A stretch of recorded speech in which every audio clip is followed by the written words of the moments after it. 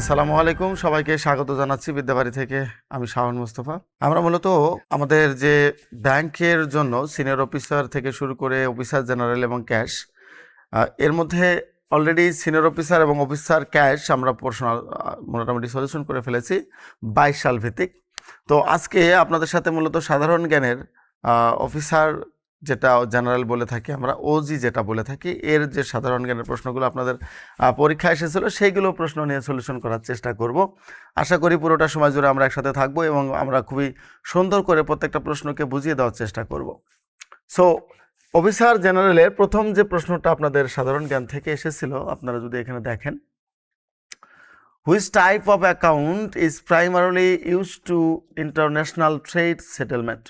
অর্থাৎ এখানে বাংলা যদি আমি এটা করি যে আন্তর্জাতিক ট্রেড ক্ষেত্রে নিচের কোন অ্যাকাউন্টটি যে কোনো প্রকারের বাণিজ্য করার ক্ষেত্রে অথবা যদি আমরা বলি মানি ট্রান্সফার অথবা কারেন্সি, ফরেন কারেন্সির ক্ষেত্রে, যে কোনো ক্ষেত্রে ঠিক কোন অ্যাকাউন্টটা কাজ করে। অর্থাৎ বিদেশি যে আপনার বাংলাদেশ থেকে বিদেশি ব্যাংকে টাকা লেনদেনের ক্ষেত্রে কোন অ্যাকাউন্টটা সবচেয়ে বেশি এখানে কাজ করে। এখানে 4টা অ্যাকাউন্ট দেওয়া আছে: saving account, current account, escrow accounts এবং নস্ট্রো অ্যাকাউন্টস। সো এখানে উত্তরটা হবে নস্ট্রো অ্যাকাউন্টস। কী হবে? Nostro accounts. এর নস্ট্রো অ্যাকাউন্টসের মানেটা হচ্ছে, এটাতে যদি আমরা ইংরেজিতে বলি, এর মানে হচ্ছে our account in your bank. এটার মানে কি? Our account in your bank, অর্থাৎ আমার টাকা আপনাদের ব্যাংকে। ঠিক আছে? এটার মানে কি? আমার টাকা বা আমাদের ব্যাংকের টাকা আপনার ব্যাংকে রাখা। যদি আমরা সহজ বাংলায় বলি, our account in your bank, আমাদের ব্যাংকের টাকা আপনার ব্যাংকে রাখা। এই হচ্ছে নস্ট্রো অ্যাকাউন্টের মূলত, যদি আমরা মূল থিমটা ধরি, মূল থিম। আর এর মাধ্যমে ফরেন কারেন্সি অর্থাৎ বাংলাদেশের কোনো টাকা যদি বিদেশে আপনি রাখতে চান, এই পদ্ধতির মধ্যে আপনাকে কিন্তু রাখতে হবে। এটা দিয়ে বিদেশি যে কোনো সেটেলমেন্ট অ্যাকাউন্ট আপনি খুলে ফেলতে পারবেন। পাশাপাশি আপনি এলসি পেমেন্ট থেকে শুরু করে বিদেশি ট্রেড সেটেলমেন্ট, রেমিটেন্স সেটেলমেন্ট ইত্যাদি এগুলোর মাধ্যমে হয়ে থাকে। অর্থাৎ এর সবচেয়ে গুরুত্বপূর্ণ উদাহরণ যদি আমরা বলি, এলসি অ্যাকাউন্টের কথা আপনারা জানেন, এলসি অ্যাকাউন্ট এখানে আছে। এর পাশাপাশি রেমিটেন্সকেও আমরা ধরে নিতে পারি। রেমিটেন্সও এই নিয়মের মাধ্যমে আসে বাংলাদেশে। অর্থাৎ বাইরের দেশ থেকে আমরা যে রেমিটেন্সটা পাই, এই রেমিটেন্সটা এই পদ্ধতির মাধ্যমে মূলত বাংলাদেশে আসে। কোন অ্যাকাউন্ট? নস্ট্রো অ্যাকাউন্ট থেকে। এরপর আমরা পরের প্রশ্নে যদি চলে যাই, devaluation of currency is likely to increase. Devaluation বলতে টাকার অবনমন, যেটাকে বলা হয়ে থাকে টাকার মূল্যমান কমে যাওয়া। ঠিক আছে? এটার বাংলা যদি আমরা বলি তাহলে এটাকে কি বলা হয়? টাকার অবনমন হওয়া অথবা টাকার মূল্যমান কমিয়ে যাওয়া বা মুদ্রার মান কমে যাওয়া। তাহলে যদি মুদ্রার মান, কোনো দেশে যদি মুদ্রার মান কমে যায় তাহলে কি হতে পারে? দেখেন, এটা কিন্তু এত সহজ প্রশ্ন নয়। হ্যাঁ, মোটামুটি কঠিন প্রশ্ন। যদি কোনো দেশের মুদ্রার মান কমে যায় তাহলে সেক্ষেত্রে কি হতে পারে? এটার ক্ষেত্রে বলা হচ্ছে যে ইম্পোর্ট বাড়বে নাকি কমবে, ডিউটি ট্যারিফ বাড়বে নাকি কমবে, এক্সপোর্ট বাড়বে নাকি কমবে। মনে রাখবেন, যদি কোনো দেশের মুদ্রার মান কমে তাহলে সেখানে 100% এক্সপোর্ট বেড়ে যায়। কি জন্য? আমরা আমাদের দেশের টাকার যদি মান কমে যায় তাহলে ধরে নেবেন যে দেশে জিনিসের দাম কমে যাচ্ছে, তাই না? সো যদি দেশে জিনিসের দাম কমে, পণ্যের দাম কমে, তাহলে বিদেশি কোম্পানি, বিদেশি বায়াররা এই কম দামি পণ্যগুলো বাংলাদেশ থেকে কিনে নিয়ে যায়। অর্থাৎ তাদের জন্য বিজনেসটা লাভজনক হয়, তাদের জন্য ব্যবসাটা অনেক বেশি লাভজনক হয়। তাহলে মুদ্রার মান যদি অবনমিত হয় অথবা মুদ্রার মান যদি কমে যায় তাহলে কি ঘটতে পারে? এক্সপোর্ট বেড়ে যাবে, ইম্পোর্ট কমে যাবে। তাহলে এক্সপোর্ট বাড়বে, কি হবে? রপ্তানি বাড়বে। কারণ এদেশ থেকে বাইরের দেশগুলো কম দামে পণ্যগুলো সহজে নিতে পারবে, কারণ মুদ্রার মান কম হওয়ার কারণে তাদের ডলারের মান বেশি হবে, সো তারা জিনিস বেশি ক্রয় করবে। আর অপরদিকে কি হবে, ইম্পোর্ট কমে যাবে, কারণ যদি মুদ্রার মান কমে তাহলে অধিক পরিমাণ টাকা দিয়ে আমাদের বাইরের দেশ থেকে আমদানি করতে হবে। সো যেহেতু অধিক পরিমাণ টাকা দিয়ে বাইরের দেশ থেকে আমদানি করতে হবে, সুতরাং আমরা সেখানে ইম্পোর্টটাকে কমাই দেব, আর পক্ষান্তরে এক্সপোর্টটা বেড়ে যাবে। ক্লিয়ার? আশা করি সবাই বুঝতে পেরেছেন। বাজারেও যদি আপনি দেখেন কোনো পণ্যের দাম কমে গেছে, সে দেশে টাকার দামও কমে গেছে, তাহলে বাজার থেকে কিন্তু মানুষ সেই পণ্যগুলোকে খুব বেশি করে কিনে ফেলে। খুব বেশি করে কিনে ফেলার মানে হচ্ছে যে টাকার মান কমে গেছে, জিনিস বেশি কেনা যাচ্ছে। Which organization release the global risk report 2025? অর্থাৎ গ্লোবাল যে ঝুঁকি, যেটাকে বলা হয় থাকে আন্তর্জাতিক ঝুঁকি, কোন বিশ্বব্যাপী ঝুঁকি যেগুলো আছে বা রিস্ক যেগুলো আছে, এগুলো এখানের কোন অর্গানাইজেশন 2025 সালে প্রকাশ করেছে? এটা শুধু 2025 আমরা ধরলে হবে না, প্রত্যেকটা বছরে এটা করে থাকে। World economic Forum, World Trade Organization, the Nature of Conservancy, UNESCO. এখানে ধরেই নেবেন যে এই প্রথম দুটা, শেষের দুইটা ইউনেস্কো বাদ দিতে হবে, কারণ গ্লোবাল রিস্ক রিপোর্ট ইউনেস্কো করে না। আবার নেচার কনজারভেন্সি, এটাও গ্লোবাল রিস্ক রিপোর্ট কখনোই করে না। আপনাকে এ এবং বির মধ্যেই উত্তরটা বের করতে হবে। যেহেতু এটা ব্যাংক রিলেটেড প্রশ্ন, ব্যাংক রিলেটেড কোশ্চেন, সুতরাং ধরে নিতে পারেন এটা অর্থ বিষয়ক। তাহলে এখানে অর্থ বিষয়ক, ট্রেড, বাণিজ্য, অর্থ বিষয়ক একটা শব্দই আছে ইকোনমিক। যদি একেবারে না পারেন, তারপরও আপনি কিন্তু এটার উত্তর সহজে করতে পারবেন। এটা হচ্ছে ওয়ার্ল্ড ইকোনমিক ফোরাম বা WEF। এটা কি হবে? WEF। এটা শুধুমাত্র যে ইকোনমিক ফোরাম নিয়ে কাজ করে এটা না, এটা হচ্ছে জিও পলিটিক্যাল নিয়ে কাজ করে, ক্লাইমেট নিয়ে কাজ করে। এরপর আপনাদের যদি ধরি যে আমরা ইকোনমি নিয়ে কাজ করে, এটা হচ্ছে ইকোনমি নিয়েও কাজ করে।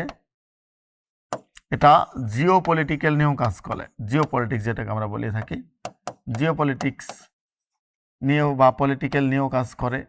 এরপর আমরা যদি আরও 2-4টা উদাহরণ এখানে দিই, যে যেমন ক্লাইমেট চেঞ্জ নিয়ে কাজ করে, টেকনোলজি নিয়ে কাজ করে, হ্যাঁ, ক্লাইমেট নিয়ে কাজ করে।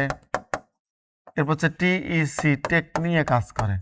সো অনেকগুলো ব্যাপার নিয়ে কাজ করে থাকে WEF বা ওয়ার্ল্ড ইকোনমিক ফোরাম। আর এটাই মূলত বিশ্বের মধ্যে risk report, global risk report প্রকাশ করে বা করেছে। তাহলে এটা উত্তর আমরা কি নেব? World economic forum. এরপর আপনারা সবাই জানেন যে ইউনেস্কো কি প্রকাশ করে?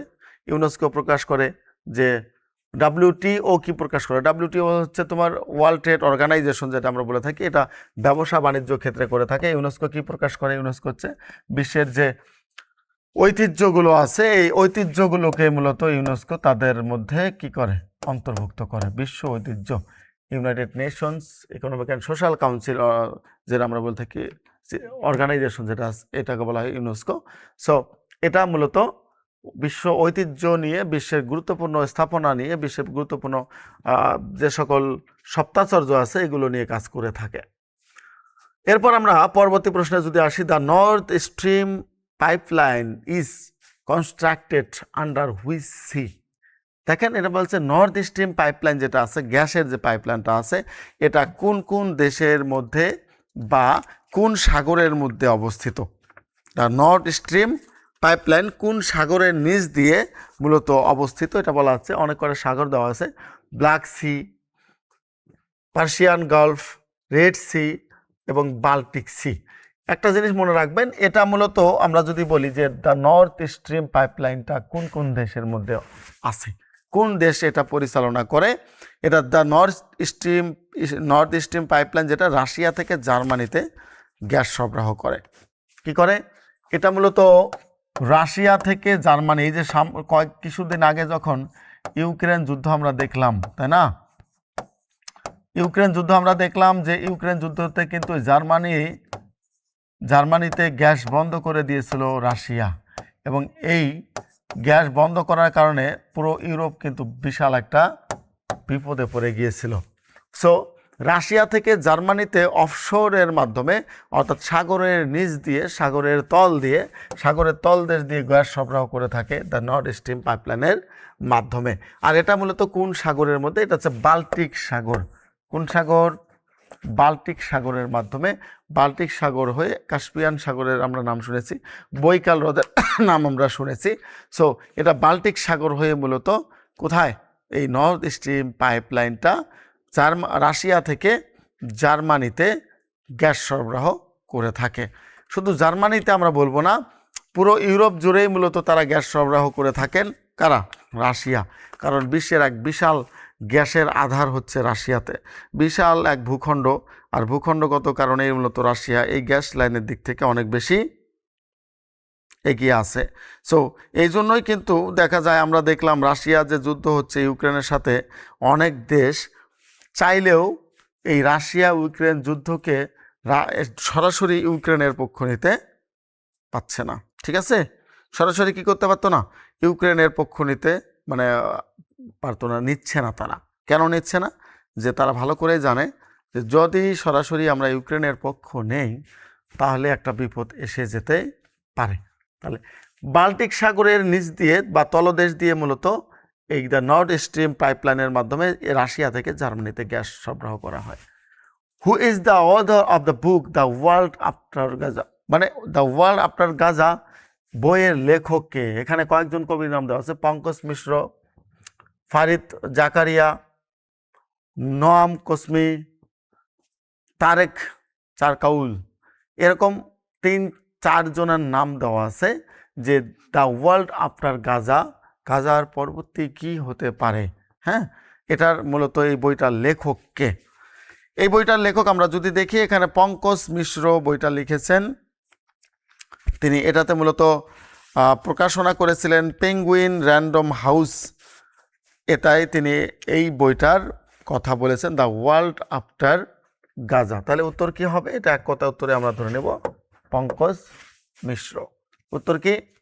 পঙ্কজ মিশ্র। এরপরে প্রশ্ন আসি, which methods it is currently use to collect fares in the Dhaka metro rail? এটা যদিও ওই সময়ের মানে আমি যদি বলি যে 22 সালের দিকের সবচেয়ে গুরুত্বপূর্ণ প্রশ্ন ছিল, তারপর পরীক্ষাটা যেহেতু 25 সালে হয়েছে, সো ঢাকা মেট্রো রেলে টিকিট কালেক্ট করে বা টাকা দেয় বা টাকা পেমেন্ট করে কোন পদ্ধতির মাধ্যমে? ঢাকা মেট্রো রেলে আপনারা যে যান বা আমরা যে যাই, এটা কোন পদ্ধতির মাধ্যমে মূলত কি করা হয়? টাকা পেমেন্ট করা হয়। এখানে আছে কয়েকটা, open loop, closed loop, UTS, mobile banking. আমরা সবাই কম বেশি যদি জানি, এই যে ঢাকা মেট্রো রেলের মধ্যে আপনারা যে টিকিটগুলো দেখেন, টিকিটগুলো ক্রয় করেন, এগুলো কিন্তু ওইখানে ফেললেই আপনার শো করলেই আপনাকে কিন্তু ভিতরে নিয়ে যাচ্ছে, তাই না? এই নেটওয়ার্কটা এত বেশি ওপেন না, এই নেটওয়ার্কটা এখনও অনেকটা ক্লোজ নেটওয়ার্ক। এই জন্য এটার কাজ শুধুমাত্র ওর ভিতরেই হয়ে থাকে। এটার কাজ কি হয়? ওর ভিতরেই হয়ে থাকে, বাইরে এখনও এটা সম্প্রসারিত নয়। এই জন্য এটার উত্তর হচ্ছে ক্লোজ লব ফেয়ার সিস্টেম, যেটা বলা হয় ভাড়া পরিশোধের জন্য নিজস্ব ট্রানজিট কার্ড বা সিস্টেম কার্ড লাগে। আর এটা এখন পর্যন্ত ক্লোজ লব হিসেবে আছে। আর পরবর্তীতে যদি আমরা দেখি যে ইউটিএস কার্ড আসতে পারে, কিন্তু এখন পর্যন্ত এটার খুব বেশি একটা ছড়িয়ে যায় নাই। না যাওয়ার কারণে ক্লোজ লব সিস্টেমের মাধ্যমে ওই টাকা মেশিনেতে আমরা কি কার্ড নিচ্ছি, কার্ডের মাধ্যমে আমরা মেট্রো রেলে মূলত ভ্রমণ করতে পারছি। এটা হচ্ছে ক্লোজ লব। এরপর আমরা যদি দেখি, which of the following countries is a member of both the European union and NATO? আমরা সবাই কম বেশি জানি যে ইউরোপিয়ান ইউনিয়ন হচ্ছে একটা ব্যাপার, আর একটা হচ্ছে ন্যাটো আরেকটা ব্যাপার, তাই না? ইউরোপিয়ান ইউনিয়ন বলতে ইইউকে বোঝানো হয়। ইইউ বর্তমান ইউরোপিয়ান ইউনিয়নের সদস্য সংখ্যা হচ্ছে 27টা, আর ন্যাটো এর সদস্য সংখ্যা হচ্ছে বর্তমান 32টা, তাই না?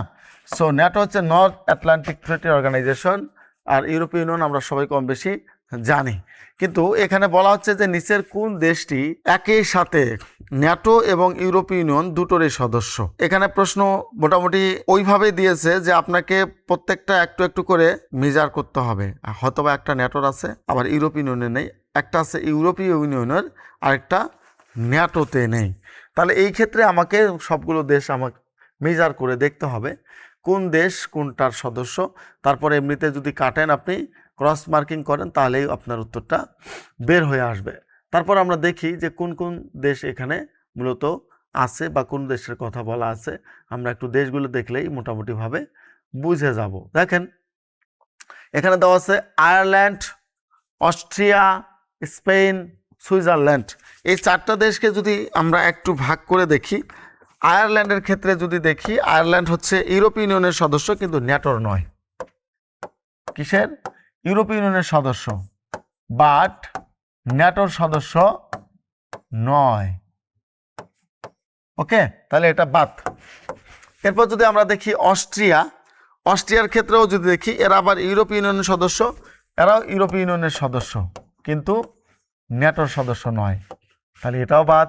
স্পেনের ক্ষেত্রে যদি আমরা দেখি, স্পেন একমাত্র দেশ যেটা মূলত ইউরোপীয় ইউনিয়ন এবং ন্যাটো দুটোরই সদস্য। কিসের? স্পেন ইইউ প্লাস ন্যাটো দুটোরই সদস্য হচ্ছে এটা। সুইজারল্যান্ড হচ্ছে ইউরোপীয় ইউনিয়নের সদস্য না, কিন্তু ন্যাটোর সদস্য। ক্লিয়ার? তাহলে এটাও বাদ। তাহলে উত্তর কি হয়? স্পেন। উত্তর কি হবে? স্পেন হবে এটার উত্তর, যে এটাতে ন্যাটো উত্তর না হয় ইউরোপীয় ইউনিয়ন এবং ন্যাটো দুটোরই মধ্যে আছে স্পেন। এটা জিনিস, আরেকটা জিনিস মনে রাখবেন, মুসলিম বিশ্বের মধ্যে কিন্তু তুরস্ক এবং আলবেনিয়া এই দুটো রাষ্ট্র হচ্ছে কার সদস্য? ন্যাটোর সদস্য এবং ইউরোপীয় ইউনিয়নের সদস্য। তারা অন্য কোনো মানে মুসলিম দেশ এর সদস্য নয়। তাহলে উত্তর হচ্ছে Spain. In European politics the Meloni doctrine, আমরা যদি যেটাকে বলা মেলোনি ডক্ট্রিন, একটা নামে যে চুক্তি আছে, is associate with which country? বলা হচ্ছে ইউরোপিয়ান কান্ট্রির ক্ষেত্রে এই ডক্ট্রিনটা কোন দেশের, কোন দেশ এখানে মূলত কি করেছে? অ্যাসোসিয়েট করেছে। আপনাদের মানে পরীক্ষা এটা বা আপনাদের প্রশ্নে এটা চেয়েছে। আমরা যদি দেখি এটা মূলত ডক্ট্রিনটার ক্ষেত্রে যে এখানে কোন কোন দেশ আছে ইউরোপীয় ইউনিয়নের মধ্যে।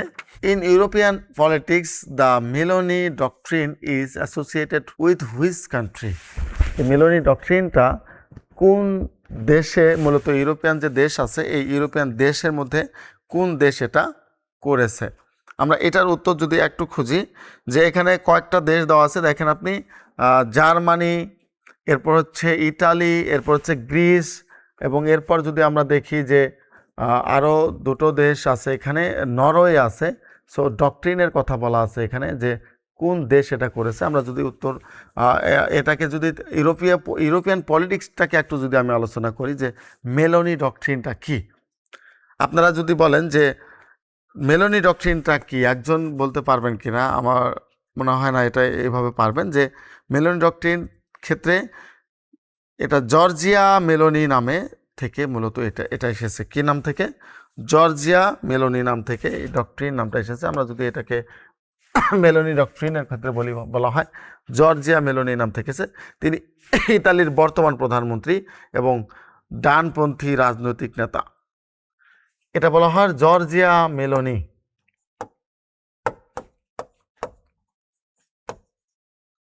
এই জর্জিয়া মেলোনি মূলত যে নীতির প্রবক্তা, এটা হচ্ছে মেলোনি ডক্ট্রিন নামে পরিচিত। তিনি ইতালির বর্তমান রানিং প্রধানমন্ত্রী। কিসের? ইতালির রানিং প্রধানমন্ত্রী হচ্ছে তিনি। সো এই ডক্ট্রিনটা তাহলে কি? এই ডক্ট্রিনে তিনি কি, এই মেলোনি ডক্ট্রিনের মধ্যে তিনি মূলত কি এখানে প্রকাশ করেছেন? আমি যদি একভাবে বলি, জাতীয় স্বার্থকে তিনি এখানে অগ্রাধিকার দিয়েছেন, এক। 2 নম্বরে যদি আমরা দেখি, অবৈধ অভিবাসনকে কঠোরভাবে তিনি নিয়ন্ত্রণ করেছেন, 2। এরপর যদি আমরা দেখি আর কি কি তিনি বলেছেন, এরপর তিনি যেটা করেছেন, ইউরোপীয় ইউনিয়নের প্রভাব সীমিত রেখে রাষ্ট্রের সার্বভৌমত্ব জোরদার করেছেন, রক্ষণশীল সামাজিক মূল্যবোধ রক্ষার জন্য তিনি কাজ করেছেন। তো এই ইটালির যে জর্জিয়া মেলোনির নামের মাধ্যমে মূলত এটা করা হয়েছে, তাহলে উত্তর হচ্ছে ইটালি। অর্থাৎ তিনি মূলত ইউরোপের যে ইউরোপীয় ইউনিয়ন আছে, ইউরোপীয় ইউনিয়নের অনেক কিছুকেই তিনি মানতে নারাজ। হ্যাঁ, জাতীয় স্বার্থকে তিনি সবচেয়ে বেশি অগ্রাধিকার দিয়েছেন। এই জন্য এটাকে মেলোনি ডক্ট্রিন নামে অভিহিত করা